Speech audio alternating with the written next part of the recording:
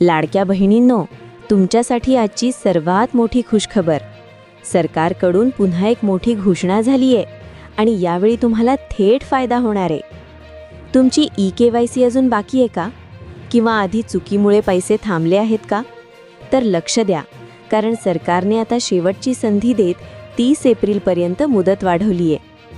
मंत्री अदिती तटकरे यांनी स्वतः सांगितले की तांत्रिक अडचणी आणि महिलांच्या तक्रारी लक्षात घेऊन हा मोठा निर्णय घेतला आहे.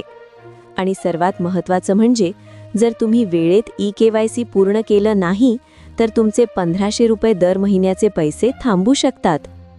म्हणूनच अजिबात वेळ घालवू नका. आता लगेच KYC पूर्ण करा आणि तुमचा हक्काचा लाभ मिळवा. पुढे व्हिडिओमध्ये मी तुम्हाला स्टेप बाय स्टेप KYC कसं करायचं ते सांगणार आहे, म्हणून शेवटपर्यंत नक्की बघा. नमस्कार बहिणींनो, जर तुम्ही लाडकी बहीण योजनेची लाभार्थी असाल तर तुमच्यासाठी आजची सर्वात मोठी आणि आनंदाची बातमी समोर आली आहे.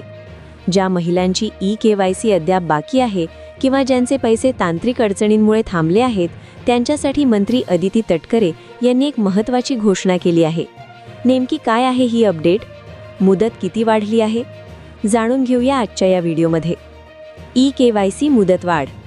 राज्यातील लाडक्या बहिणींसाठी दिलासादायक बातमी म्हणजे KYC प्रक्रिया पूर्ण करण्यासाठी सरकारने आता 30 एप्रिल 2026 पर्यंत मुदतवाढ दिली आहे.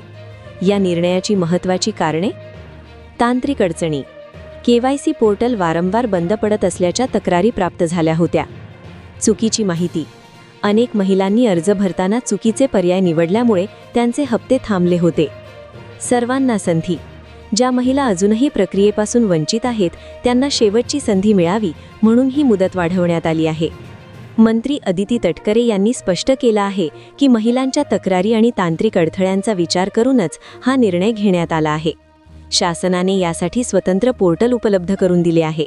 त्यामुळे ज्या बहिणींचे पैसे रखडले आहेत त्यांनी अतिरिक्त काळात आपली KYC तातडीने पूर्ण करून घ्यावी, जेणेकरून तुमचे हप्ते पुन्हा सुरू होतील.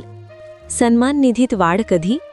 बहिणींनो, तुमच्या मनात आणखी एक मोठा प्रश्न आहे की 1500 रुपयांचे 2100 रुपये किंवा 3000 रुपये कधी होणार? निवडणुकीपूर्वी महायुतीने आश्वासन दिलं होतं की सत्तेत आल्यावर या निधीत वाढ केली जाईल. आता सरकार येऊन 1.5 वर्ष पूर्ण होत आले, तरीही 1500 रुपयांवरच व्यवहार सुरू आहेत. निधी वाढवण्याचा निर्णय अद्याप प्रलंबित असला तरी सध्या तरी KYC पूर्ण करून आपले सध्याचे हप्ते सुरक्षित करणे ही सर्वात महत्त्वाची पायरी आहे. तर बहिणींनो, तातडीने आपली KYC पूर्ण करा आणि ही माहिती तुमच्या इतर गरजू मैत्रिणींना आणि नातेवाईकांना नक्की शेअर करा. तुम्हाला या योजनेचे पैसे वेळेवर मिळत आहेत का? कमेंट्समध्ये आम्हाला नक्की सांगा. अशाच सरकारी योजनांच्या अपडेट्ससाठी आपल्या लाडकी बहीण अपडेट चॅनलला सबस्क्राईब करायला विसरू नका. धन्यवाद.